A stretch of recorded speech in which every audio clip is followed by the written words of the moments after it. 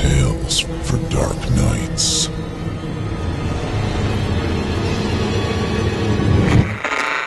Want to make sure you never miss a Chilling Tales for Dark Nights video again? Be sure to subscribe and hit that bell to turn on notifications. In the desert, the voices of God and the devil are scarcely distinguishable.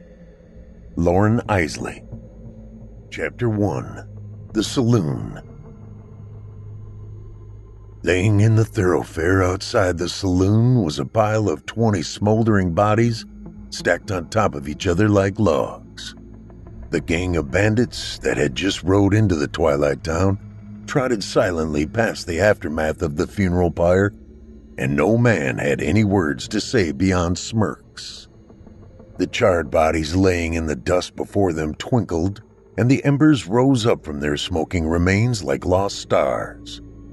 Black Oaks was supposed to be their next target for a great robbery, but instead, it was an empty skeleton of a town with only a handful of lowly residents standing alone on the various decks and balconies, all observing them quietly. A few oil lamps glowed in darkened windows, and on the perimeters of the town, a pack of sickly dogs yapped and barked at each other. The Moss gang hitched up their horses and turned and surveyed the empty shell.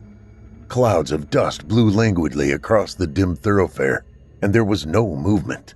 In the wake of death, they fit right in. They were a ragtag group of bandits whose order of business was to ambush families out on the prairie and steal whatever they had before selling them onto a fence in whichever border town they had found themselves in.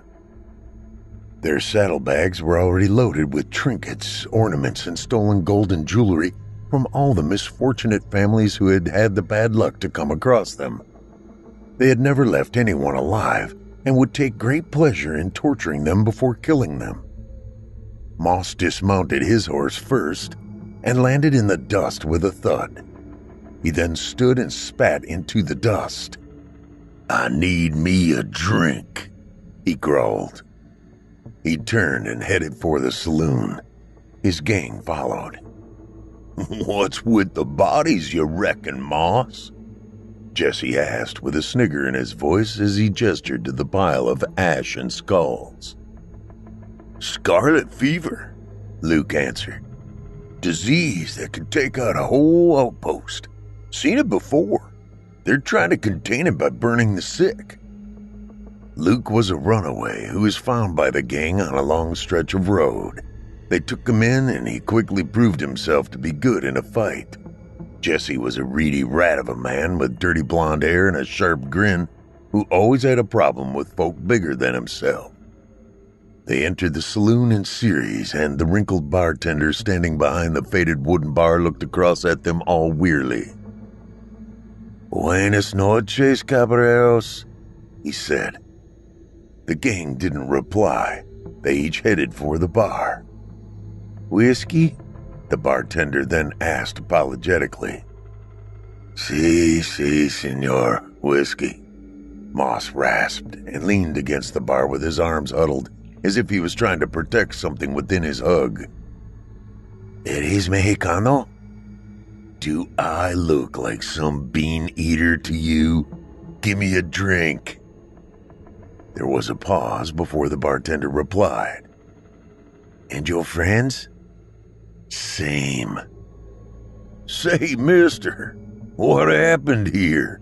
Place looks like a fucking graveyard." Jesse chuckled while leaning in.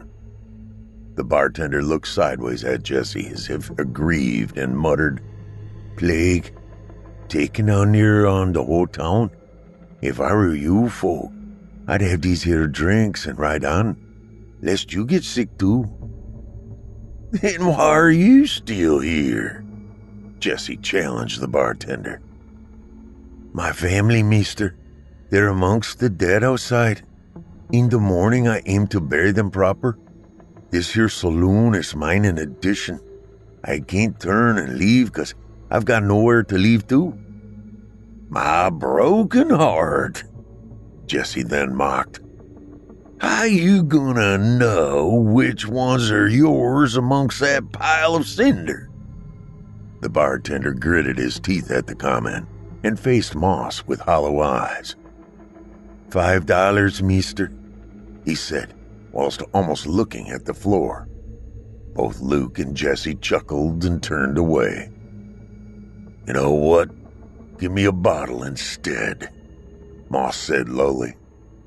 $15, mister, the bartender replied as if ashamed to ask. Moss nodded and reached into his pocket and produced a coin and flicked it so it whined off over the bar and clanged amongst the crate of dirty glasses on the floor behind. Muchas gracias, mi amor. Moss winked and turned and found an empty table on which to situate himself upon. His gang followed him like a litter of puppies, and each one sat down. The room was dim and cramped and smelled of sawdust, and their table sat in the middle of it like an exhibition. In various corners around it, there were illuminated only by faint candlelight, one or two tattered and lonely drinkers huddling over tables and whiskey kegs for tables who seemed alien in the light. Their faces etched in bizarre lost portraits. The room was quiet. There was a piano by the stairs, but it was covered in dust and hadn't been played in a long time. It was a sad old thing, the same as everything else in the saloon. Everyone about looked ragged and beaten down, glum and sullen, and the town itself stank of death. Moss could still smell the acrid stench of the burnt corpses outside, even when he covered his nose with his sleeve. He took a shot of whiskey in a vague effort to numb his senses to the smell. The humor soon left the gang, and none spoke for a while. Without words, the gang all sighed, surveying the scene, and faced each other and exchanged disappointed glances, and realized there was no score to be had greater than robbing someone for a few dollars or pesos. After almost a week of traveling across the prairie, Moss was hoping for somewhere with a few more amenities to offer than a plague and a barn disguised as a saloon. It's a dead end, Moss, Eli said eventually. Eli was a stunted and pale fat man with a child's face and a bald head. His innocent gaze often disguised his depraved mind. His penchant was rape and torture. Agreed, Moss grunted. Luke looked around absently at the dilapidated old bar and almost slammed his fist into the table at the frustration of it all. There ain't no score here, Amos. I thought you said there was a bank, he said, turning to face the man. There was, Amos yapped back. I believe it's that there building burned to rubble across the street from us. Ain't my fault it's gone. Amos was cross-eyed and always reeked of urine. His slack jaw revealed only 2 canines and 1 front tooth. God damn it. Rode all this way for this fucking dust bowl of a town. Ain't nothing but a bowl of piss here, Luke said as he scratched his eyebrow. Flakes of ash from the dead bodies outside fell from his brow line and onto the table. The gang sat in silence for the better part of an hour. Each man had his fill of whiskey and brooded.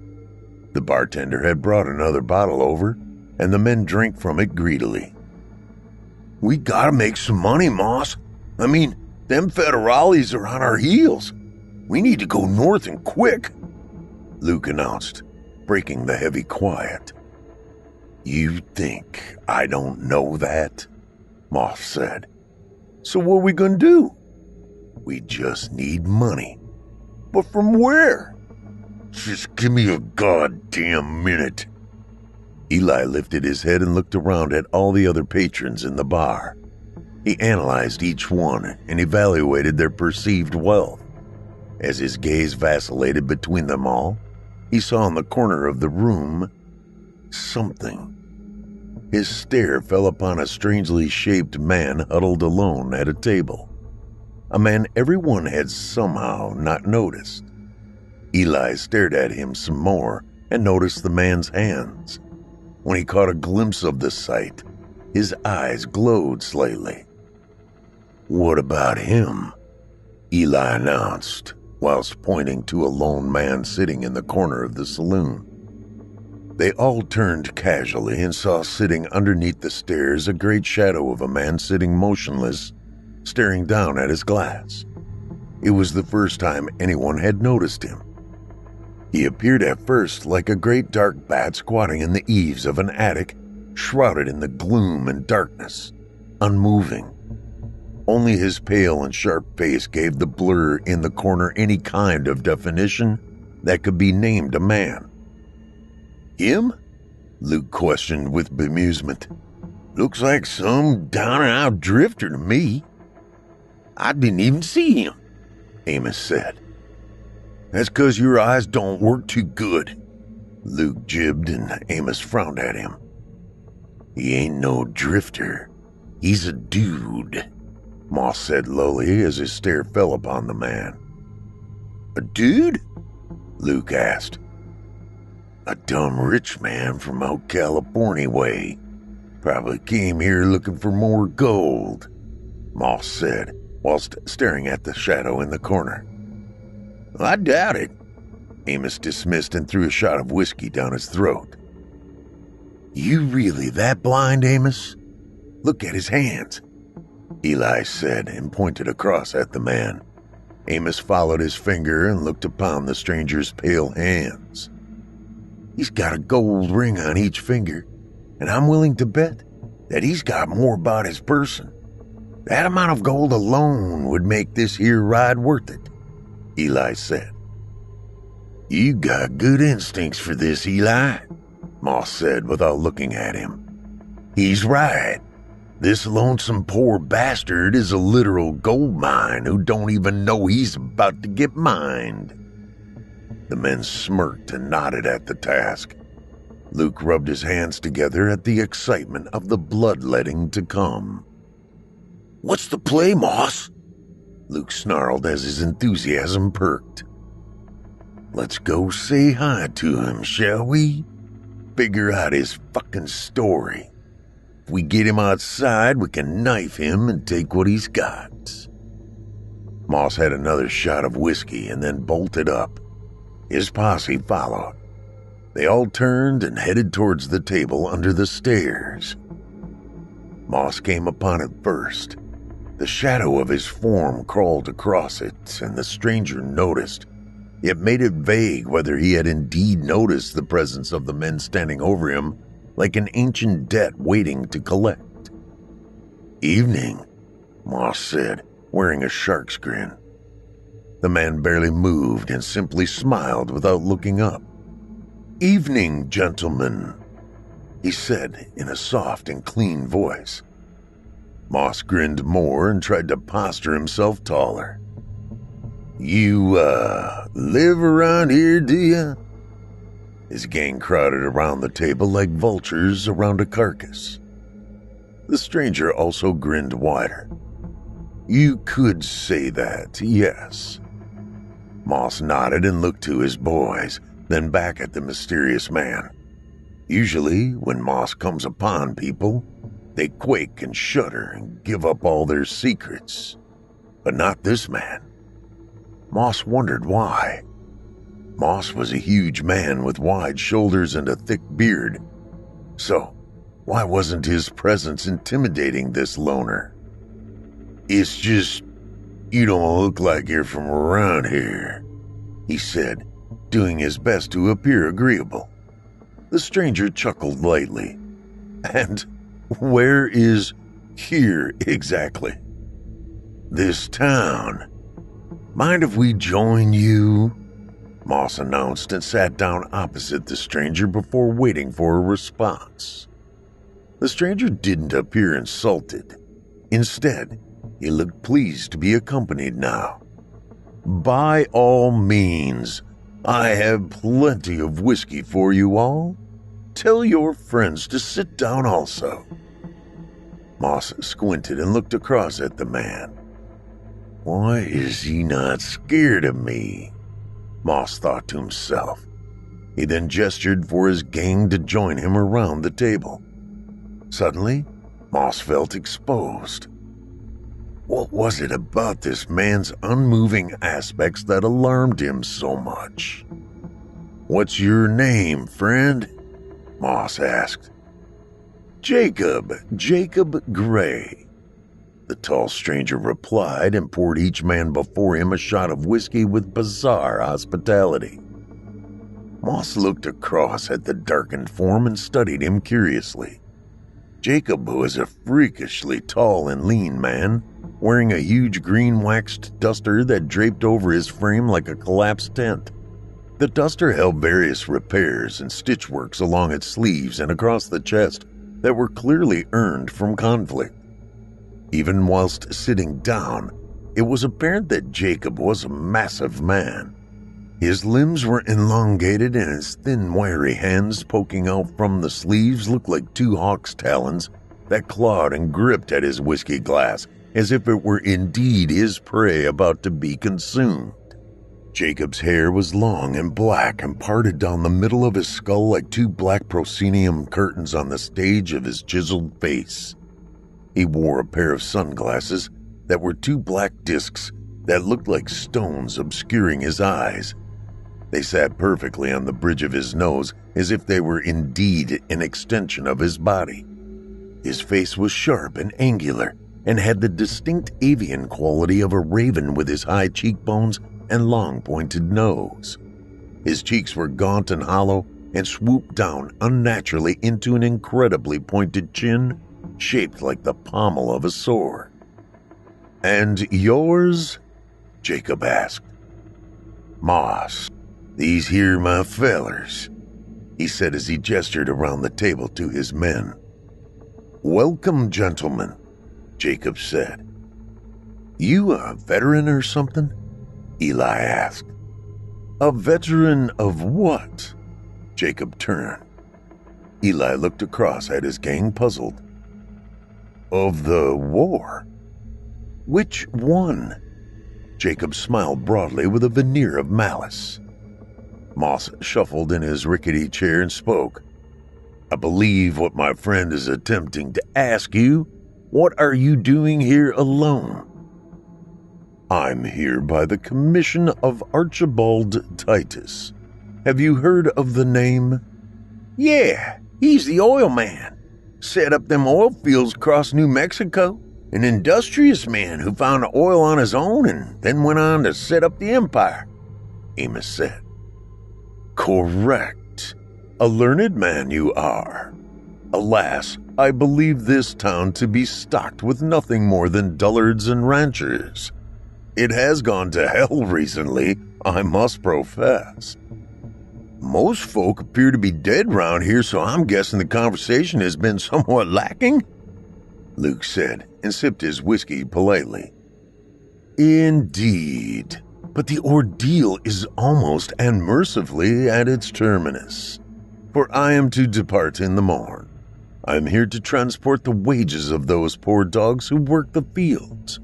I have many a bag of coin for them workers that I needs must transport through canyons and upward to their coffers in Bartlesville." The gang shared a glance. The corners of their eyes lit up each, and every man saw that the ultimate score was razor close. Moss cleared his throat and leaned forward toward Jacob. "And where are these bags of coins at this present junction?" "Outside, in the wagon behind this establishment." Jacob smiled. "You trust leaving it unattended like that?" Luke asked. "As you announced earlier, friend, everyone in this town is dead." "Not everyone," Eli chimed in. Jacob smiled even more and revealed his stark and lurid grin. Jacob raised his glass towards that grin and rifled down a great shot of whiskey, yet seemed not to wince. "Dead, either literally or figuratively, it's the same thing," he said calmly as he set his glass back down. "I'm not following you, partner," Moss said. "Look around that those standing here with us," Take him, for example, Jacob said as he pointed out a lone husk of a man leaning against the bar behind the gang. Do you see glints of life in his eyes? Or is he merely wandering aimlessly through the pantomime of his own life? No purpose, same as the others, nowhere to go, because the aspects and existence of their lives are so meaningless and ineffectual and abhorrently apparent that one could argue the point of whether they are indeed alive to begin with. Does a human with emptiness have any more position or gravity in the world than that of air or water or ash? What, pray I ask, is the metaphorical line in which things that do not exist or are dead cross over and do become existent and live? How best to define life? Is it noise? Is it space? Is it marks left in the dust? If that is the case, then one could argue that almost everything here is alive. But we all know that is not the case. Things exist in this world without life. Sticks flow down rivers, yet just because they are moving, it does not render them alive. The folks in this town move, but none of them are alive. That's quite an outlook on life you have there, friend. Please, call me Jacob. You know, that gold you're carting around, you're asking for trouble in an area like this. I mean, we had done just rode past several homesteaders who had been all scalped and flayed. Good people trying to make a living who had been cut down.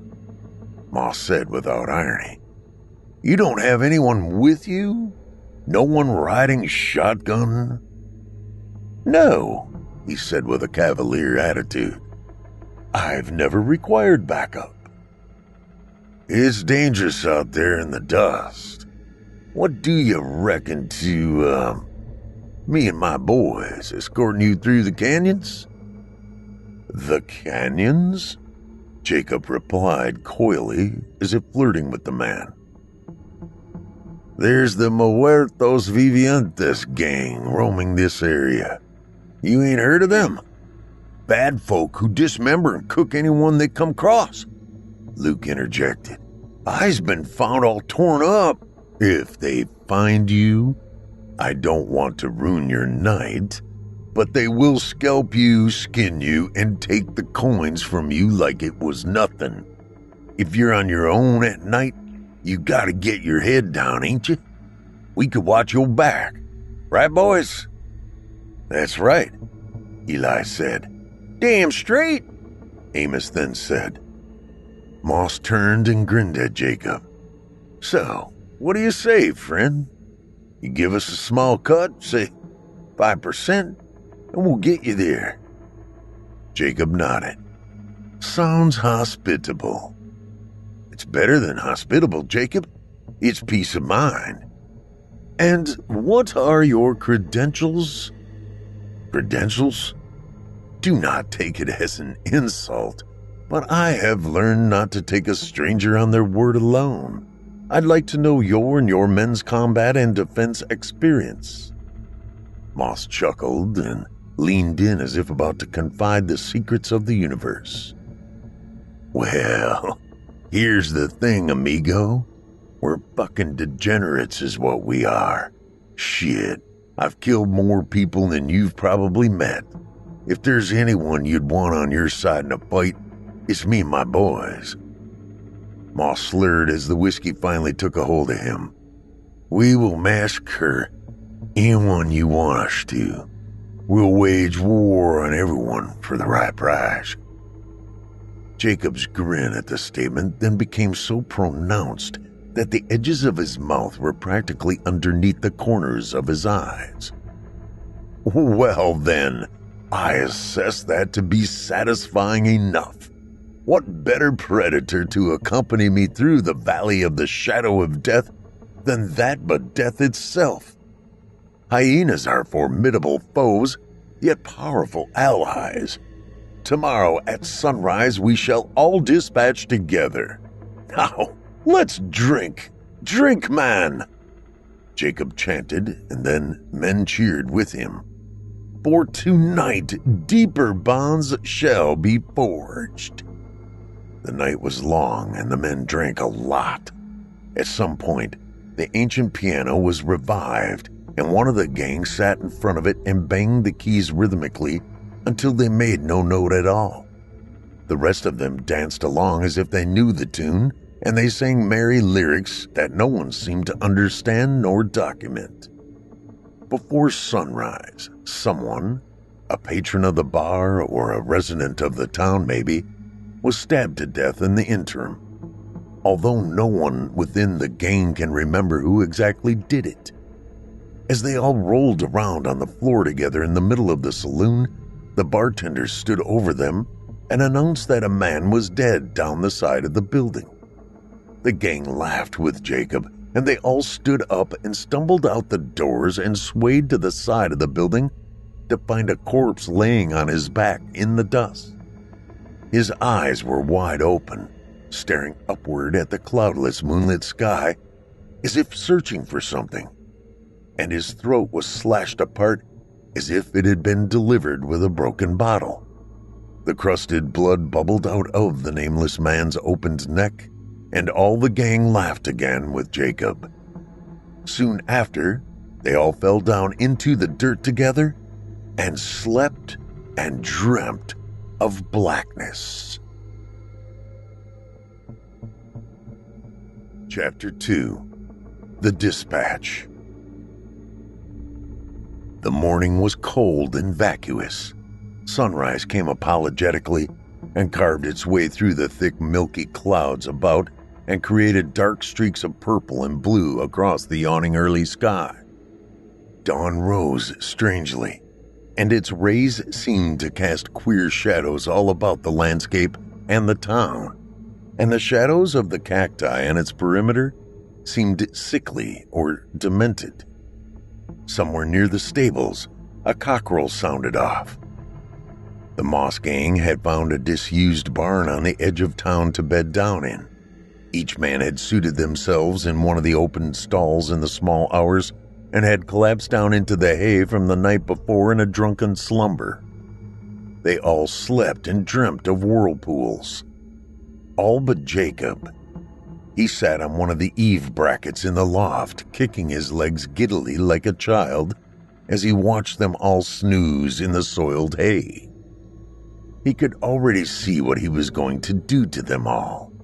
Out of everyone he had met, these few deserved it more than what was quantifiable.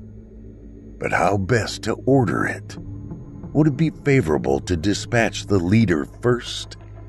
Or maybe last? A painter often toys with which stroke to take first upon the canvas. A sculptor is always hesitant about which corner of marble to strike initially. Perhaps it is better to let the rhythm take over and go with the flow. The only question he had needed to ask himself was, who deserved it the most? A few minutes later, they all awoke to the sound of horrific shrieking. A banshee-like cry emanated from outside the barn. The wife of the murdered man from down the back of the saloon had found him. She had let out this ghastly, anguished wailing that, coupled with the cockerel's cawing, seemed to rouse the whole town.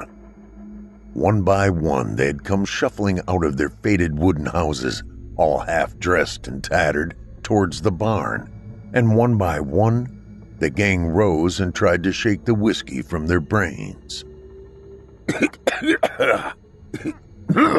God damn! Where am I? Luke said, coughing out wads of phlegm. In a barn, you stupid fool, Jesse replied. I could see that. I mean, where in the world? New Mexico, Moss grumbled. You not remember last night? What's all that hollering? Jesse then said. "There's something going on out there, Moss," Eli said as he spat into the hay and looked out through the cracks in the door. "Seems the whole town ain't too happy with us." "What'd you mean, boy?" Moss said. His head was heavy and his gaze couldn't seem to focus on anything. Eli stood watch and his eyes widened at the situation. "Ain't sure at this present junction. There sure is a lot of them, and they're coming straight for us." Eli shuddered and looked down at his groggy gang all laying in the hay like pregnant cows. He then peered back through the slat in the dried wood and saw that the townsfolk were dragging something behind them in kind of a funeral procession. Something black and wrapped in faded tarps. It was being dragged along through the dried mud on wooden skids, and it rocked as if the thing under the tarps was trembling. Ceremoniously, as if the last rites of a funeral dirge, the cortege conducted a semicircle and then came to a stop in front of the barn doors. Everyone outside the barn then stood as motionless as the cacti that surrounded the town. The silence widened, and Eli watched on curiously. Swells of dust blew across the thoroughfare in seemingly random directions around the unmoving townsfolk. Then, through the middle of the ranks of men came a lone woman dressed in a faded and ripped floral dress. She marched out in front of the people and stood facing the barn. "You in there! You murdered my husband!" she bellowed. "You killed us all! Who's gonna farm now?" Eli watched through the crack as the woman in the tattered dress broke down and started crying and wailing in the dust. Her dead husband lay next to her like a cart full of kindling. "Damn it, that's right. Someone was killed last night," Luke said. "Who done it?" "Can't remember, Moss." "You'll be glad to know the wagon has been loaded and is ready for transportation," Jacob said giddily as he seemingly appeared in the middle of them all. The gang yelped and each bolted around to face him. "God damn it, where have you been?" Luke asked, almost panting. "Same as you, right here. We've got a problem. Looks like we're about to get run out of town." "Relax. Where's the wagon?" Moss asked as he tried to rattle his thoughts into motion. "The same place it's always been," Jacob replied. "Come out here now! Look at what you did!" the woman outside shrieked. "I do believe that is our cue to leave," Luke said. "Seconded," Eli said. The men gathered their things and put on their hats. "Yep," Amos said lowly and went for the back door first as if embarrassed by something. But as he did, Jacob came and stood in front of him like some obscene block of stone in his waxed green coat. Jacob's long arm barred across it like a brace, and it stopped his escape. Jacob looked down at him with a vague smile. Amos couldn't see behind his sunglasses, but he could feel that Jacob was looking straight at him, straight into his eyes. "'Twas ye who murdered the man, was it not? Don't ye think ye ought to take the achievements? Go and parley with the man," Jacob said and grinned. "See if you can negotiate us out of this affair." Amos frowned. "Why are you speaking like that?" "Like what, my dear boy?" Jacob smiled deeper. "Like that, ye old English-type ways of speaking. How much care for it?" "What manner of way I exchange dialogue is irrelevant. You earned the scalp, did ye not? If we are to depart this town on good terms, I believe it is your moral duty to stand by the kill and take that dead man's scalp for your own." "I ain't scalping no dead man." "Then why make him dead in the first place? If you do not have the compunction to see the task through, then why start it to begin with?" I don't understand. Your ability to comprehend the situation is trivial and predictable. You killed him last night with your empty bottle. You know you did. Why, the blood is still wet on your collar.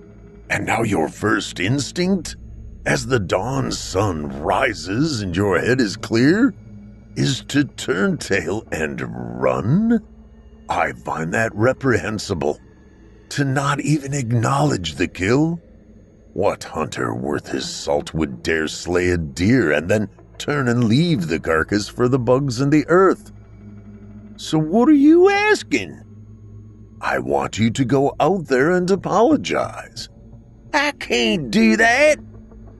Then you are a coward and a fraud, and I will not ride with you through the canyons. Your man gave me his solemn word that your rabble is the best in the area. Judging by this performance of cowardice, I'd say you are not. If you're not up to the task, then I'll assume that the deal is in fact off, and I shall find another. I can't. I was drunk. It was an accident, Amos pleaded. The comments seemed to aggravate Jacob. He sighed and tensed up for just a beat as he looked down at Amos. The silence fell heavy in the barn, and each man stood there, not knowing what to do next, not knowing whether to draw their guns and fight the town, each other, or Jacob. Amos quaked as he stood in the shadow of Jacob. Finally, Moss interjected. He's right, Amos, he said. You need to do it.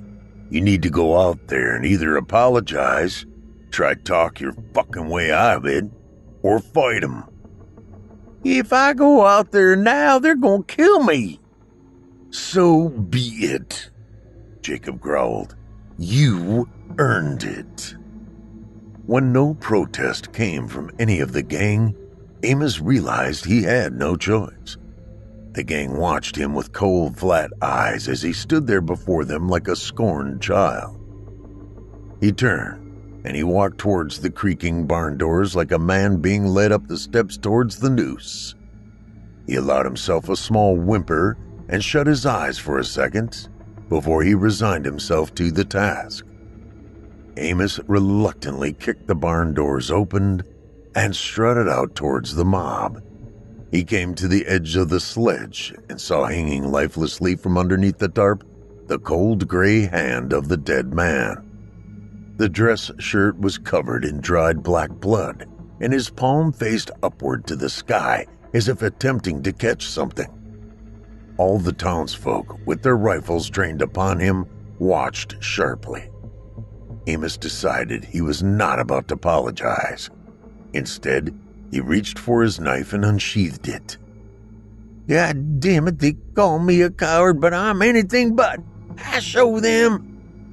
But before he could make it to the corpse and take his prize, a lone bullet from an anonymous rifle hit him square in the chest, and he stood stunned for a pause. The silence that followed the shot was deafening. He looked down and saw that his shirt was wet now. He dipped his hands into the wound and saw that there was blood on his fingers. He looked back up at the town in startled amazement. Who the hell shot me? And then the shooting started. The deafening crack of their repeaters echoed across the ashen landscape. Amos managed to take 10 rounds before he fell into the dirt silently. He sunk down in a hail of bullets, and afterwards, the townsfolk soon came about his desecrated corpse and started hacking at his dead limbs with their farming tools. His gun and his clothing was divided amongst the rabble, and his body was splintered and hewed alike amongst the people. Before long, Amos was nothing more than a pile of cutlets that the residents soon dragged away and then threw to the pigs for feeding. Jacob watched the whole thing from the edge of town. In the interim, he and the rest of the gang had crept out of the back doors of the barn and had stole away to the wagon. The gang looked on appalled as their friend was hacked to pieces in front of them. But not Jacob. He sat with his arms crossed in the driver's box of the wagon and smoked a thin black cigarette. watching them all slash away at the corpse laying in the dust. And when it was done, he tossed the butt and snarled with joy and cracked the whips of the wagon as if the show was indeed over, as if the metaphorical theater curtains had dropped over the whole thing.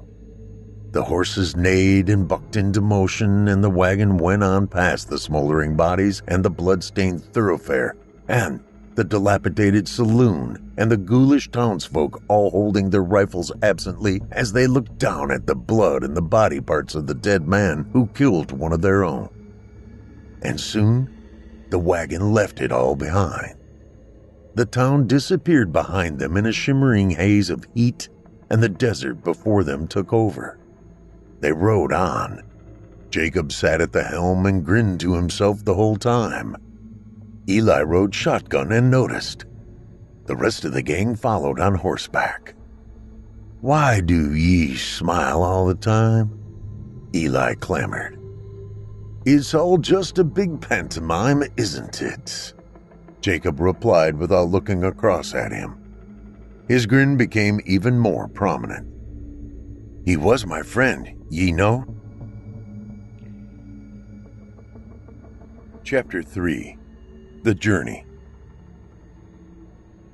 They rode on across the plateau in a long file, and no one spoke for a while.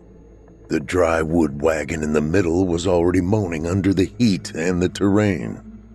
Everything was bare and absent of life.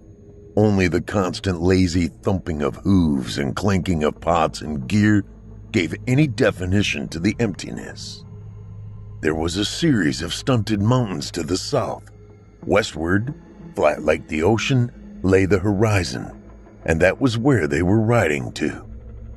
Those first 2 days, no one spoke beyond agreeing towards setting up camp and what direction was best to take.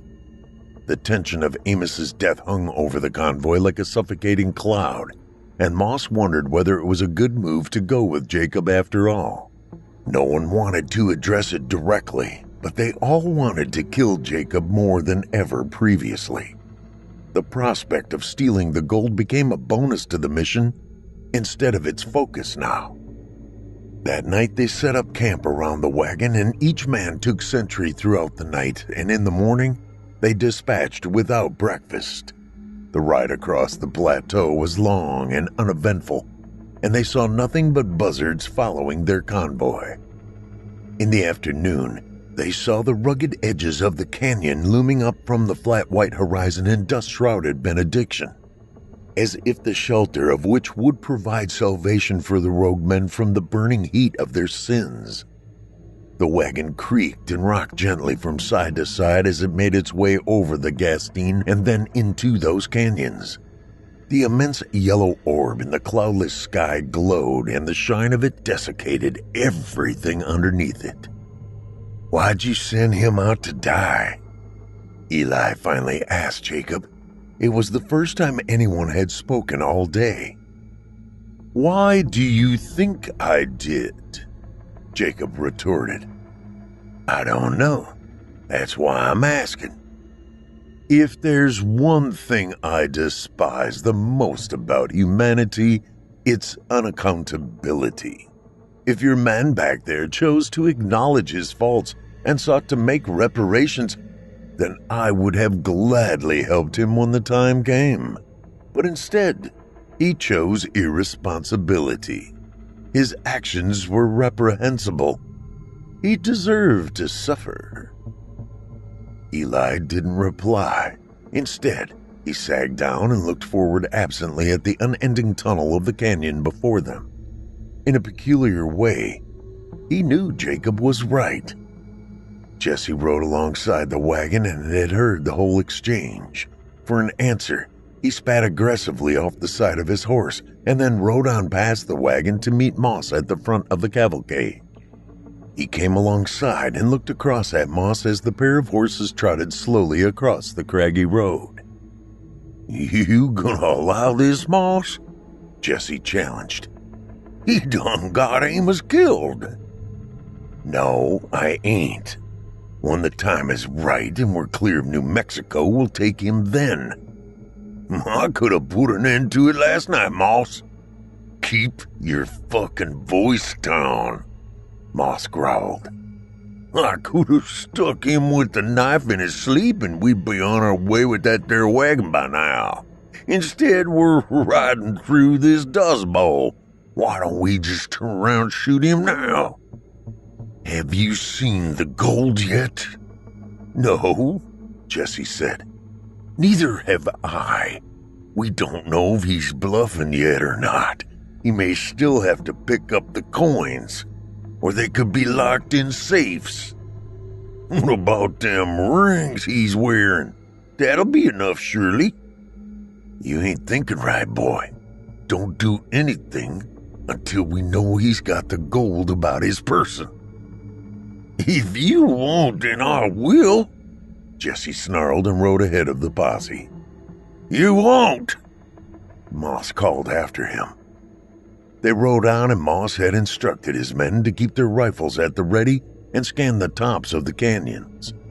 If there was to be an ambush on the convoy, then it would be here. But bizarrely, nothing happened. The day was slow and hard, and they bedded down at dusk in a small crevice in the canyon. The meager fire flickered in the middle of them all, and they shared a bottle of whiskey as a form of memorial for Amos. Moss poured 3 fingers worth of the stuff into the dented tin cups that each man held out before him. To Amos, Moss said, and lifted his cup. The gang did also. To Amos, they all sounded off lowly like a miserable choir. All but Jacob. Instead, he drank his drink while they were eulogizing the dead man and guffawed. But the gang ignored it. Later in the night, when they climbed into their sleeping rolls and drifted off each, Jacob stood above them all and watched inquisitively as they snored, like an ornithologist studying the habits of birds. Several times he had to push his hand to his mouth to stop himself from giggling like a big child and awakening them. The moon was full, and its alabaster shine illuminated the dried and dead canyon in a strange shade of blue. Things that were ordinarily red or green in the day were now all a luminescent azure. He toyed with the idea of doing it now. He produced his giant bowie knife and slid it gently across each man's sleeping throat.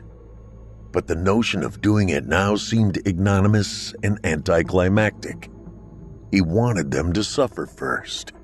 Only then would he carve out their hearts and grant them passage to the next plane. He only required 1 or 2. The rest he could do what he wished with. Instead of butchering the men, he turned and went and sat on a large boulder in the canyon and carved strange runes into its rock face with his knife. He smiled and whispered strange passages and stroked the carvings once it was done. Affirmed that his markings would be studied and pondered over the next millennium, along with all the other works he had installed across the lands. He then went back to the wagon and pretended to have woken up first in front of the men. As they all rolled out of their beds, blissfully unaware of what could have been, they turned and found Jacob in the middle of them all, perfectly dressed and clean, percolating coffee over a small fire. He sat cross-legged and barely moving, smiling at Moss. Moss raised up from his mat, rubbed his eyes, and just looked back at Jacob strangely. What is that bastard thinking now? Long road ahead, boys, Jacob grinned. Have some coffee before we dispatch. It's nice and hot. How much further? Luke asked. It's a long road, you can be sure of that, Jacob said as he went to each man and poured coffee into their awaiting cups like it was an augury. You'll need all the fortitude you can muster. Drink, he laughed. I heard strange rustlings near our camp last night. I believe we are being followed after all.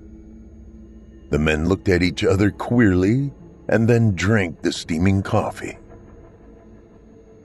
They rode on, and the next day they descended rocky switchbacks, and they found themselves shut of the canyon and into arid brushlands that stretched off boundless and bare in every direction, save for that same jagged canyon behind.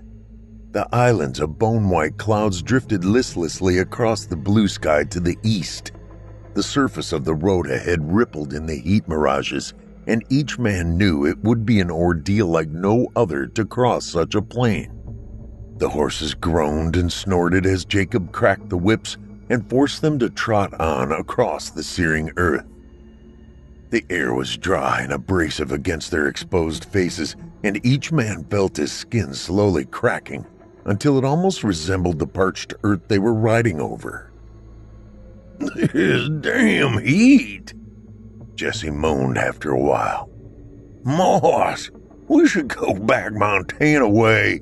At least then I can put a damn coat on when it's cold." "You best acquaint yourself with the heat, young man, for there is plenty more heat to come." Jacob chuckled. Jesse frowned and took it as a threat. "What you mean?" he hissed. "You'll see soon enough."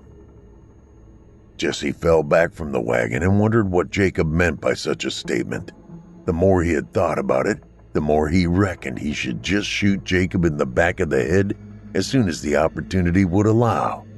He laid his hand over his revolver grip and quietly waited for such an opening. "So how much gold you reckon you got in the back there?" Moss asked Jacob, doing his best to appear amicable. "I do not know the exact figure, but it is a substantial amount." "Show me." Jacob turned his head slowly like a hawk. "Why?" "So I know we're not going to end up with a 5% cut of pottery instead of gold." "You're a cynical man, Moss. Why would I be tasked with the transportation of such meaningless antiquities?" "So you'll have no problem showing me then?" "They're in lock boxes, my good man, none of which I have the keys for. So you're going to just have to take my word. But if it'll settle your apprehension, I shall show you the bill of ladings when we make camp." Jacob chided. "Fine, but it's dangerous lands out here, so you're gonna want us on your side. Otherwise, who knows what could happen?" Moss replied and tried to make it sound like a threat, but Jacob seemed not to care. "Whatever can happen will happen. Only the vicious survive." After they had made camp, Moss went and took Jacob to one side and demanded to see the inventory of the wagon. Jacob gladly obliged and produced a small piece of expensive paper neatly folded in his duster. He smiled as he handed it to Moss. Moss read it, and when he saw the amount of gold listed at the bottom, his mouth dropped and he almost gasped with laughter. It was even more than he had previously imagined. "I'm sorry I doubted you," Moss said, and handed the letter back graciously. Jacob nodded. "You'd have to have been a fool not to want confirmation of such wealth. No matter." Jacob slapped Moss on the shoulder and dipped his head in reverence. "I shall be unavailable for sentry duty tonight, my good man," he said. "I aim to paint tonight." Moss frowned. "Paint?" "Indeed. What better use of one's intermission?" "I didn't know you painted. What do you paint with?" "Everything. Good night, and I shall see you in the morning." Jacob turned and disappeared into the shroud of night. Moss turned and watched him pass and thought of how peculiar his statement was. What did he mean by that? Noon the next day, and they had come across a burned-down homestead. In front of the charred skeleton of the wattle and daub mud house, there was a family. 3 men and 2 women, and several children strewn over the landscape in primitive arrangements. All of them had been scalped and beheaded, and their heads had been placed on their torsos and oriented so that they were all looking back towards the burned-down building that was their home. The slack of their dead expressions made them all appear ambivalent to the horror that had taken them. The wagon didn't stop. They rode past the massacre, and each man simply reviewed this scene with stony ambivalence. The desolate winds howled across the wastes, and through the gutted house and over the dead family and the scene, disappeared behind them in a shimmering blur. It was only after another hour did someone finally speak. "Why would they do that? Put them heads like that?" Luke asked, more to himself than anyone else. "Must be Rara Murray Indians," Moss said absently, knowing it wasn't them. "Indians? Goddamn savages!" Jesse replied and spat into the sand with disgust. "If I had it my way, I'd murder the whole brood." "But why put the heads like that?" Luke asked again, still not satiated. "That didn't look like the workings of no Indians to me." "Dominance, my good man, dominance," Jacob said. Luke turned to look at him from his horse. "I don't get you." "If you wish to possess something, you must first conquer it. This method is applied across all of life," he averred with portentousness. Luke shared a glance with Eli and couldn't find the right words to express his bafflement at Jacob's callous statement. "You're crazy, Jacob. I think the sun has cooked your damn brains," Eli said instead. "So it is that life survives through savagery.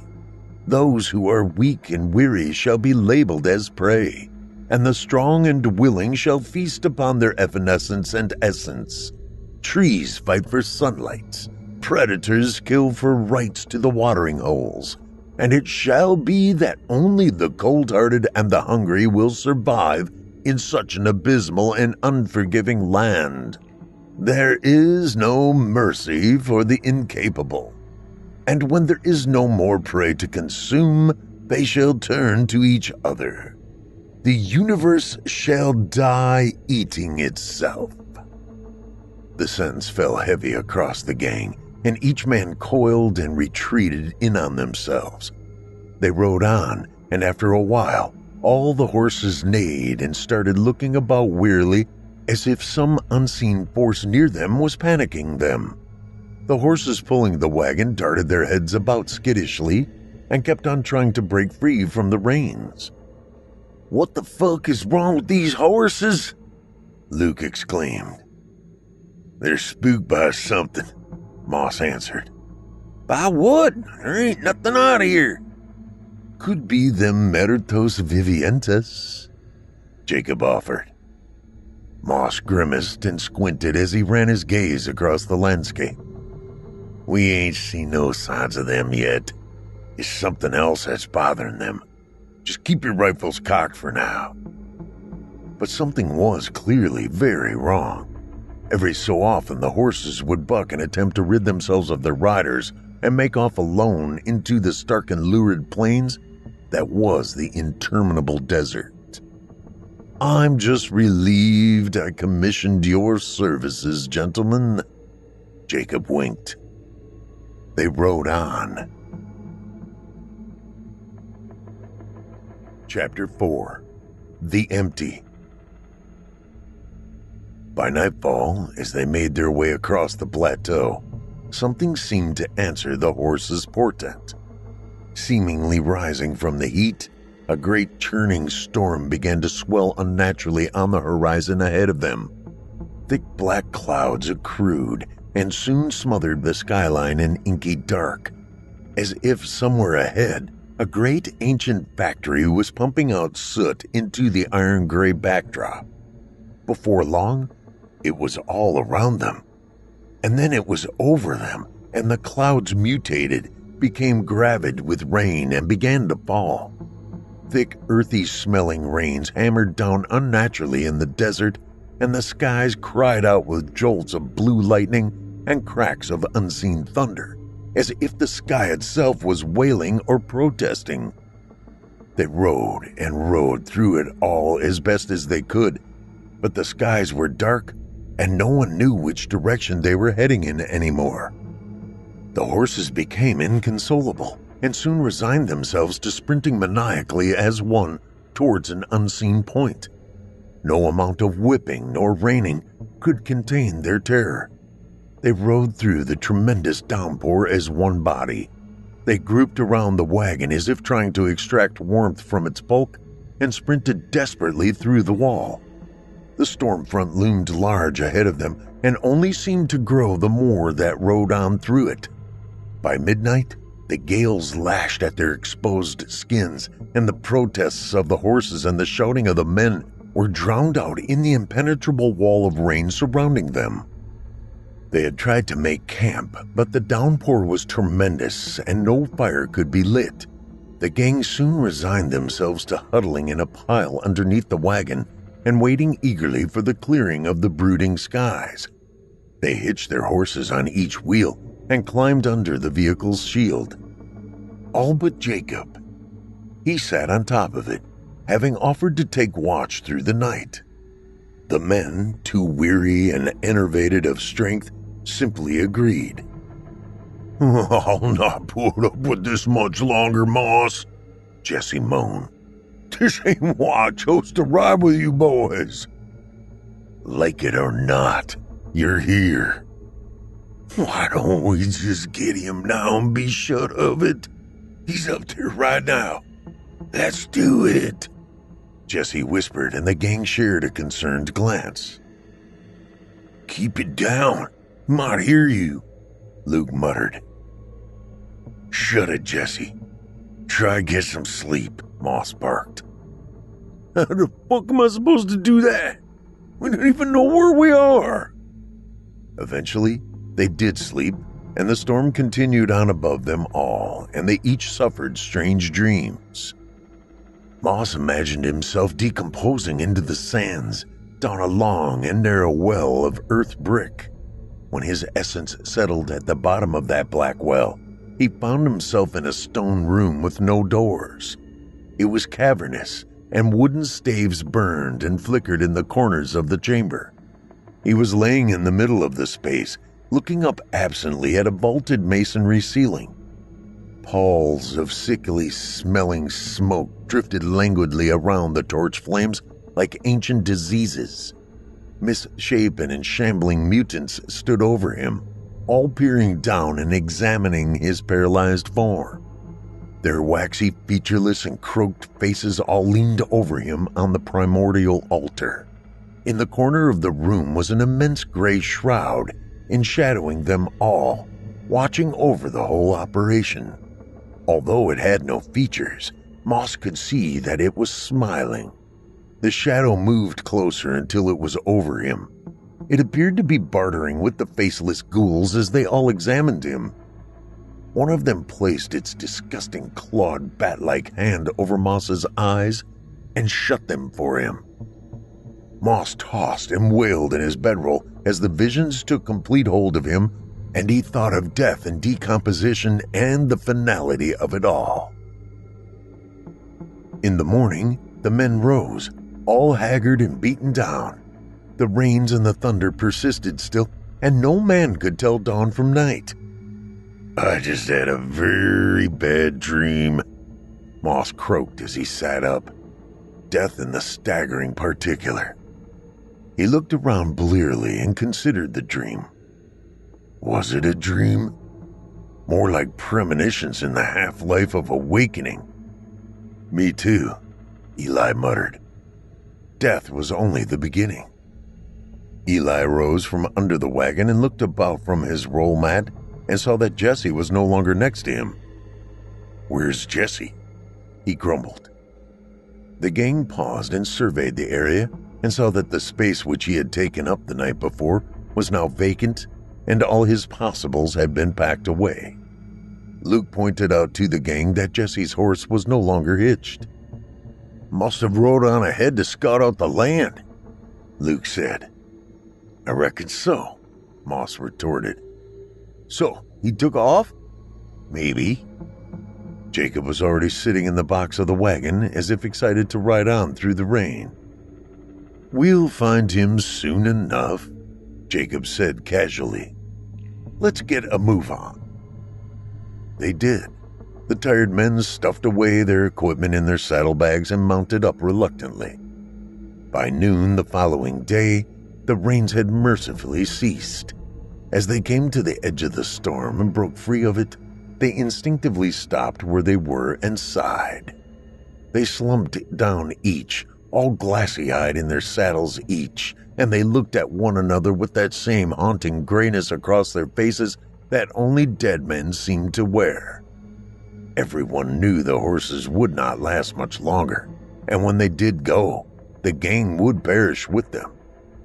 The pause was not an attempt to regain their stamina, but instead a silent acknowledgement that they may not make it across the waste after all. The sun resumed its natural position, and the heat returned also. It didn't take long for everything to dry out once more, and the men rode on. Out across the sun-blanched wastes that lay ahead of them, baking and barren, the men recognized nothing of the environment and could see no signs of life anywhere. The only sounds were that of the horrible squeaking wagon and the creaking of leather and the clinking of old metal. The ordeal was endless. Jacob began whistling a nameless and joyful tune to himself, and the others sat in their saddles and carved their gaze across the horizon. Where are we? I don't recognize any of this land, Eli mumbled. Ain't on no map neither, Luke added. Where are we, Jacob? Moss asked. We're riding in the correct direction. That's all you need concern yourself with. The men shared a glance, but did not challenge Jacob. That evening, the gang made camp in a small pit like a mass grave.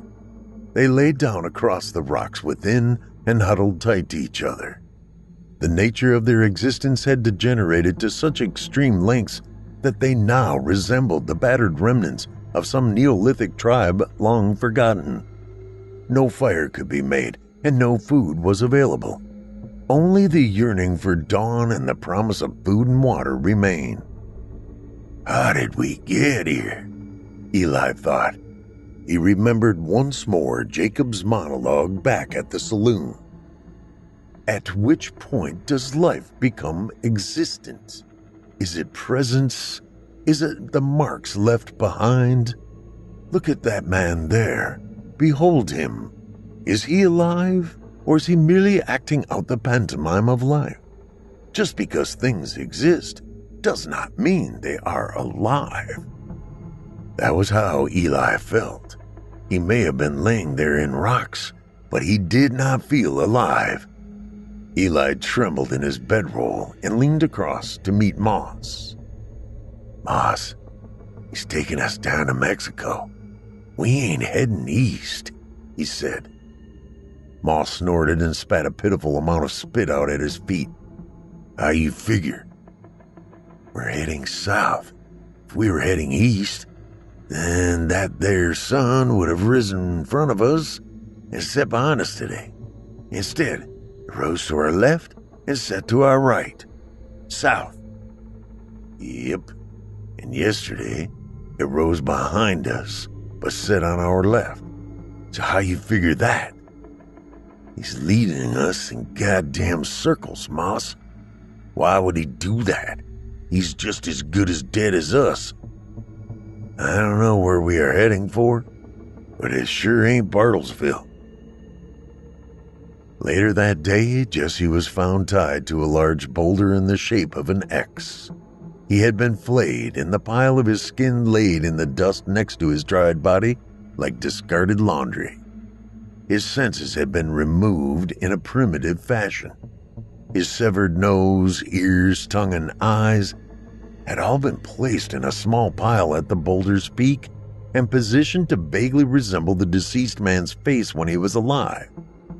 Jesse now looked like a long strip of blackened beef jerky curing under the unforgiving sun.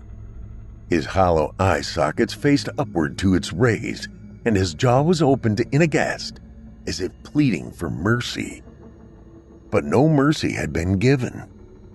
The men gasped as their surbated horses came to a stop in front of the scene. Is that Jesse?" Luke asked the gang, not entirely sure if he wanted an answer. "I believe it is," Jacob replied from the box. They all looked on stunned at the sheer horror before them, and none could think of the right words. Carved into the boulder around the exhibition in a semicircular fashion were strange hieroglyphs and markings that looked like they could have been made eons ago. Primordial symbols that none of the gang seemed to recognize. "Good God, what in the hell are all those? That weren't no goddamn Ramuri Indians. That ain't no Indians' work. That's the devil. There are demons out here," Luke cried hysterically. "I knew broader things were about." "God damn it, shut him up," Moss commanded. "The devil's in these lands. This is wider than we know." "Shut up," Moss snapped. "We're in hell." Luke then whimpered as he looked upon Jesse's dried-out husk laying prostrate before them. "I believe it was indeed these muertos vivientes you speak of," Jacob said calmly. "How the fuck you figure that?" Luke shouted. "Your man rode on ahead, alone. He was prey. Muertos vivientes means the walking dead in Spanish. These mysterious specters of the wastes are perhaps just that." Jacob turned and faced Moss. "It appears your escort services are required after all," he said. "We must stick close if we are to make it across these plains. They hunt like hyenas. We must work together like a pride of lions." "God damn, I have no part of this," Luke said. "I'll sooner take my damn chances right back to the Scarlet Town. There's something bare wrong here, and I have no damn part of it." "Luke, we need to ride on."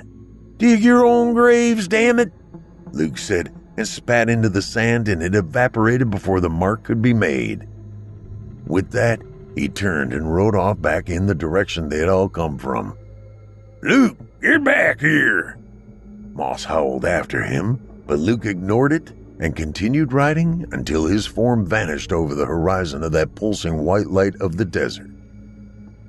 "Let him go," Jacob said.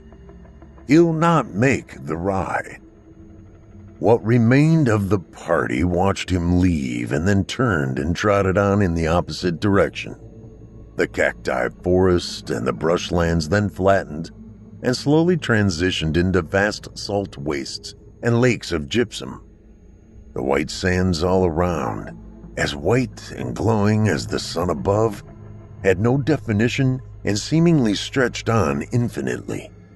The parched broken skulls of coyotes lay discarded at various intervals along the track, and the color of them was as phosphorus as the sun, as if each being staggered on as long as they could before collapsing. They rode on for days, and each day seemed to be longer and longer. One night, they camped in the ruins of an old Pueblo adobe house. It was full of burnished pots and rotten wooden ladders not yet collapsed. The roof had either caved in or been peeled away by the desolate winds. Now there was just the hollow skeleton of the jack rafters and the infinite tar-colored sky above, littered with small white star-shaped holes that appeared like piercings in the facade of the night sky, and beyond them must have laid everlasting nothingness.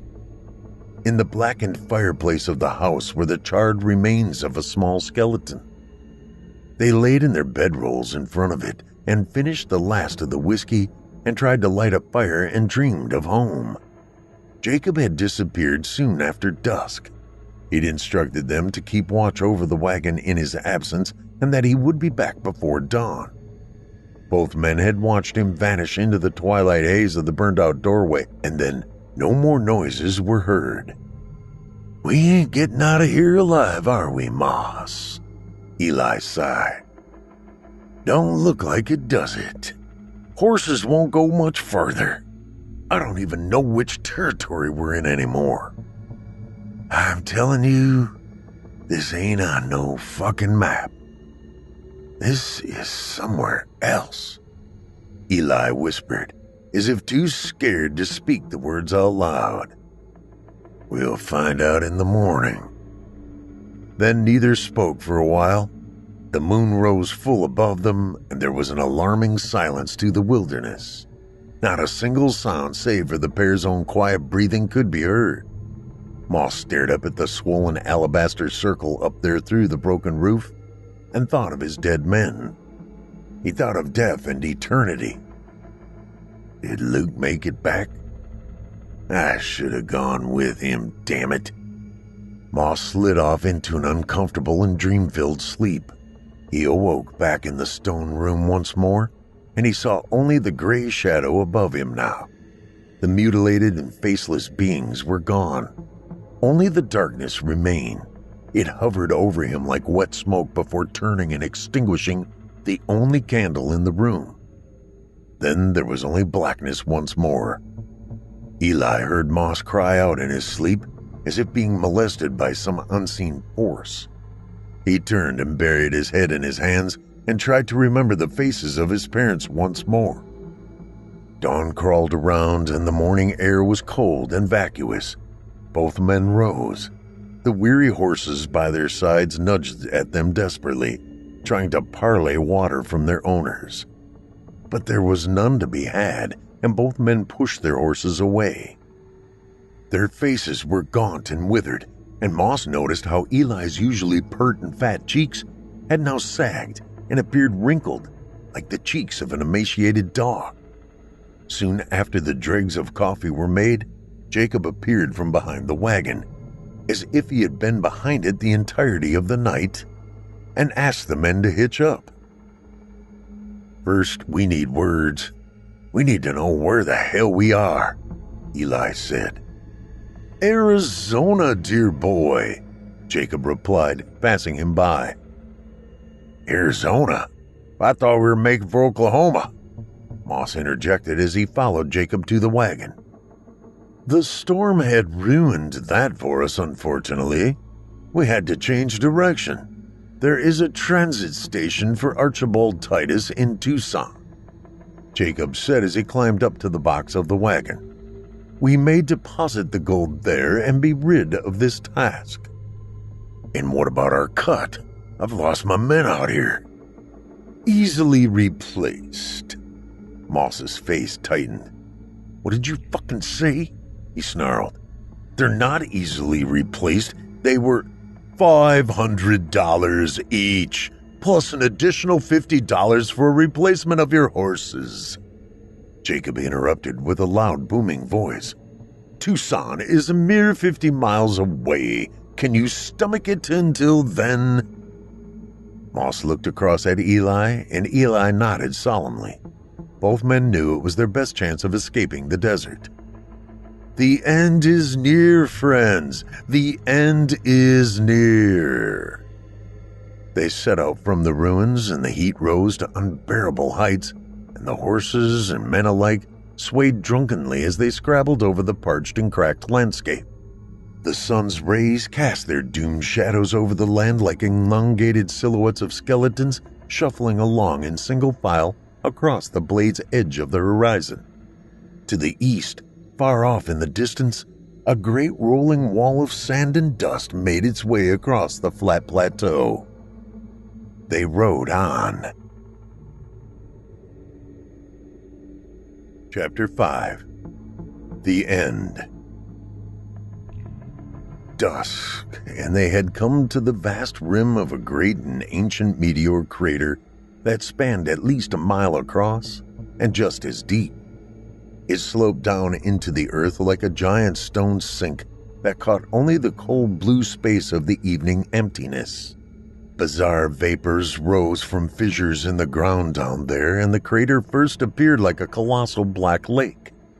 Moss stood at the edge of it all and gazed down into its seemingly infinite dread.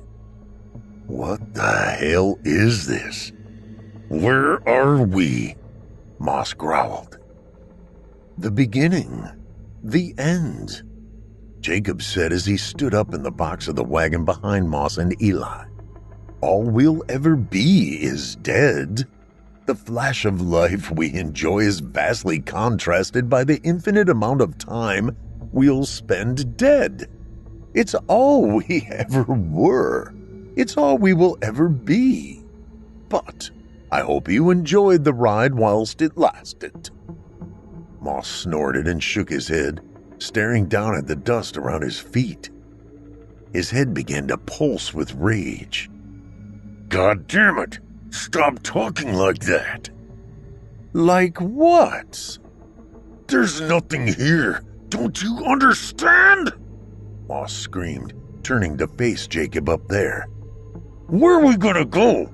How are we supposed to get around this? You're not. What?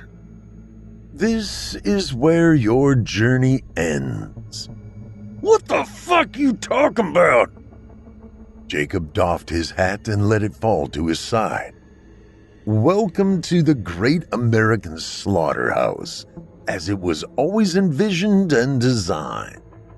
And alas, you are the cattle, Jacob said as he jumped down from the wagon and landed firmly on the ground. Moss simply stared at him and thought briefly about which method was the best way to kill him. You really are crazy, ain't you? He said. I thought as much.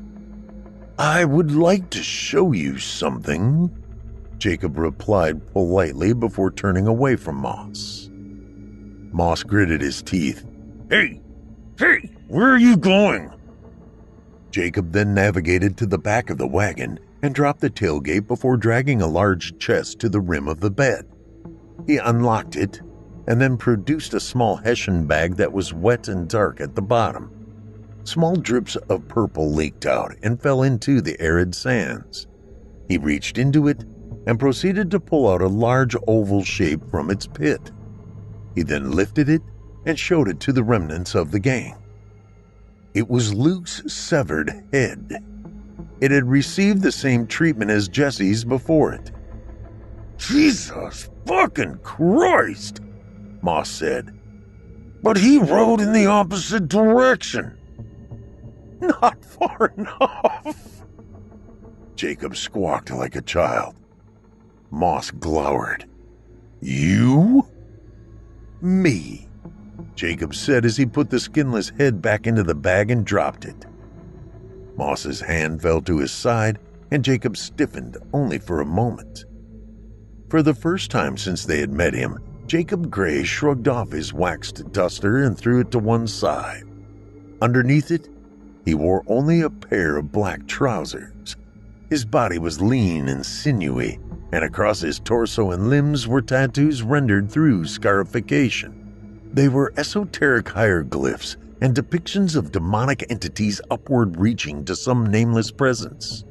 Tied across his bare chest was a bandolier that holstered 2 gray Bowie knives, each a foot long. Sticking out of his trousers was a dirtied Colt Dragoon revolver. There was never any gold, Jacob said slowly as he unsheathed both knives. What? Moss asked, slowly reaching for his revolver. Jacob watched, but seemed not to react. Like lambs to the slaughter, you were so easy to fool. I will admit, it has been one of my more ignominious efforts to bring you here. I was hoping for so much more. Moss jerked down and drew his revolver and tried to raise it to Jacob, but before the action could be completed, Jacob threw those massive blades at Moss in one slick move like it was some carnival trick. Both lengths of metal slammed into his chest with the precision of bullets. Eli screamed in horror and could only watch on as Moss gasped and fell to the ground. He heaved and made an abominable groaning sound as he tried to breathe. The sun was directly behind Jacob now, making him appear like a pillar of stone before Moss's kneeling body. It was as if Moss was involuntarily worshiping Jacob like he was an ancient monolith. Do you realize how many times I have made this journey? How many souls I've herded to oblivion? Jacob moved forward with slow, serene steps and came to stand over Moss. Jacob looked down at his prize and yanked the knives from Moss's chest like he was trying to retrieve an axe from wet logs. Moss looked up blearily on his knees as the crimson started to pour from his panting mouth. Jacob simply watched with a wry grin smeared across his pale face. It was I who killed the unnamed man in Black Oaks. Your boy Amos marched to his death because of me.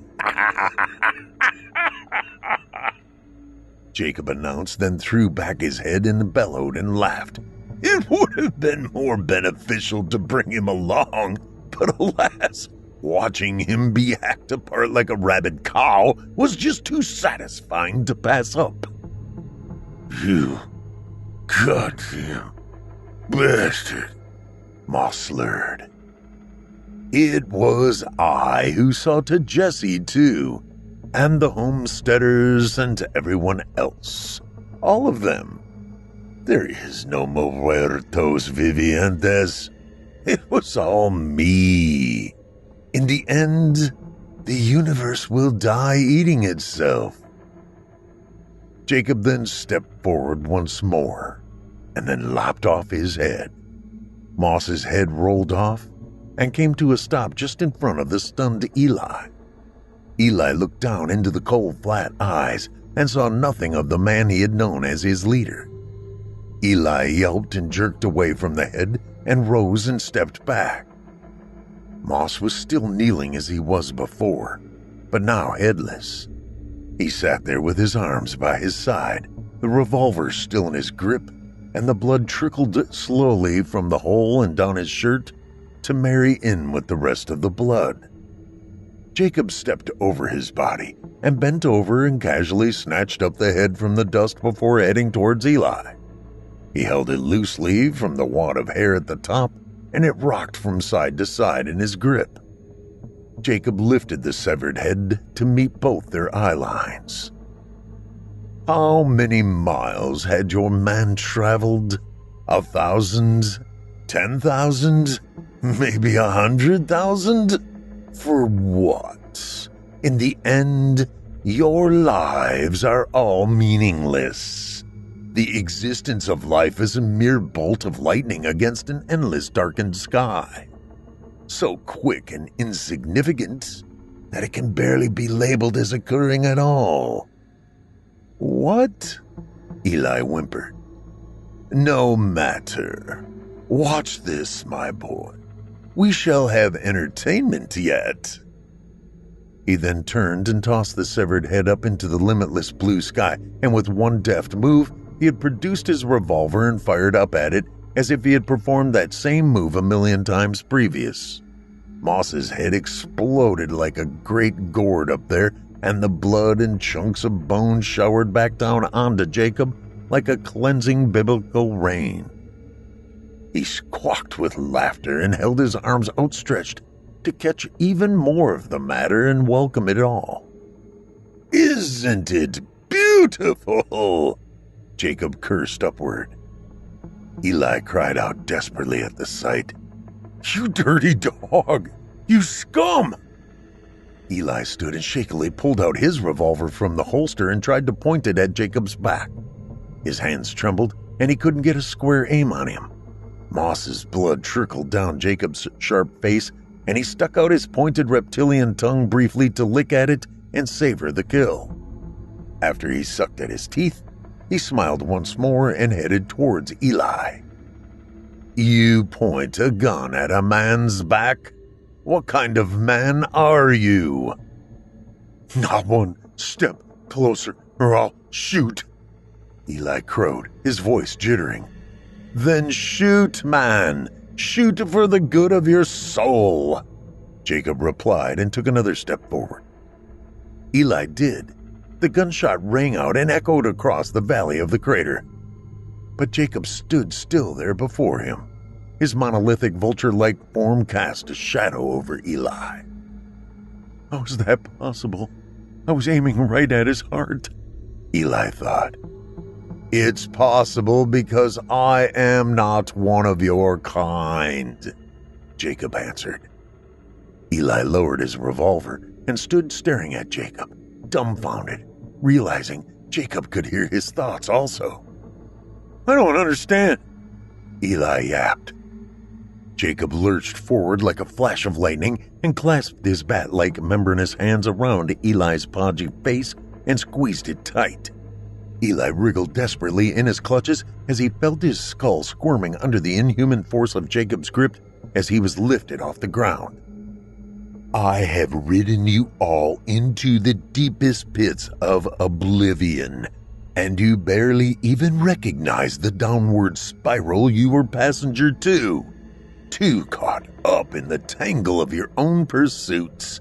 And now you shall stay here with me forever. Not even when the stars have sunken in on themselves and gone black shall you find reprieve," Jacob shouted, and his voice soon morphed into a demonic hiss. It then turned into a bellowing scream like a vile basilisk. "Not even when the universe collapses under its own cosmic bulk shall you be granted solace. I will always be here with you in this dusty abyss, and you will never find peace. Look upon my face and know that you have bear witness the end of time." Jacob slowly reached up and removed his sunglasses. Eli gazed into his face and saw only utter horror. Eli screeched. Jacob had no eyes. Instead, his vacant and rotting sockets were filled with pulsing worms and maggots that writhed and fell from the two deep holes in the man's raven skull like waterfalls of slime. "What are you?" Eli yelped. With that, Jacob smirked and began compressing Eli's head even harder until his eyeballs began to bulge out of his skull and pops of blood gargled and bubbled out of his mouth and nose. Eli tried to talk, but the pressure of Jacob's grip was so immense that he could not focus on anything else other than the distinct internal sounds of his skull cracking. Flashes of red pulsed across his eyesight. As he attempted to plead for mercy, the words became smothered and soon started coming out like the quacks and hissings of a dying swan. Eli slapped and punched desperately at Jacob's body, but the strikes went unacknowledged. Jacob's hands then met in the middle, and the red sludge in between them dripped and fell from his pale palms. Eli's headless body slumped down into the dust at Jacob's feet. Thick purple geysers poured from his neck and pooled in the sands below. "I am all," Jacob simply replied as he stood over the body. He stepped over the corpse and went and oriented himself at the cliff's edge that overlooked the hole in the world and sat there for a while, looking on, content with the environment he had generated. The grand architect musing upon his works. Jacob then produced an ancient stone pestle and mortar from his satchel. The thing was rough and seemingly carved out of an obsidian block of granite eons ago. The sun was setting, and it began casting streaks of red and purple across the alien plateau. It was no longer New Mexico. It was somewhere else entirely. The Nether Realm.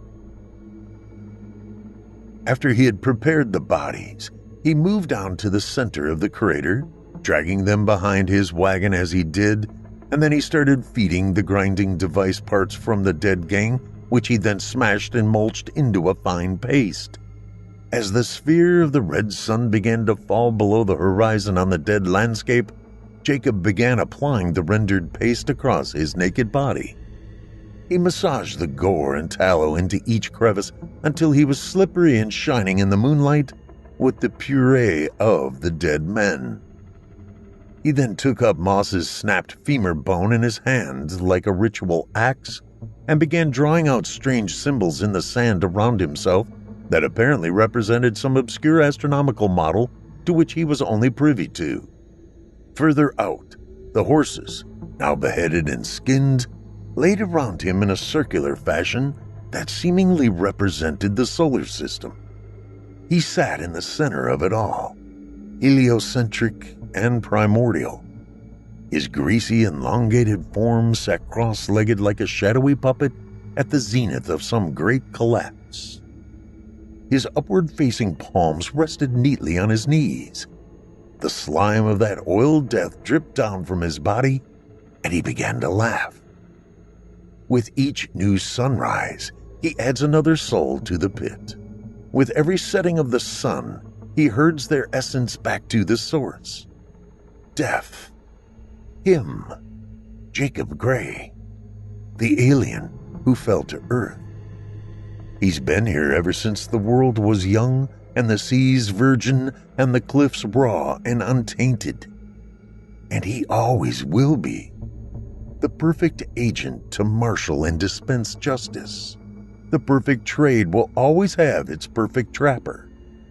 Even when only unending void of death remains across the universe, he will still be there, in the middle of that desolation and dust.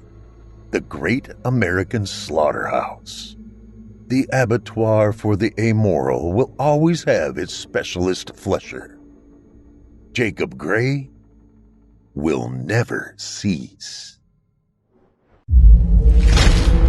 Chilling tales for dark nights.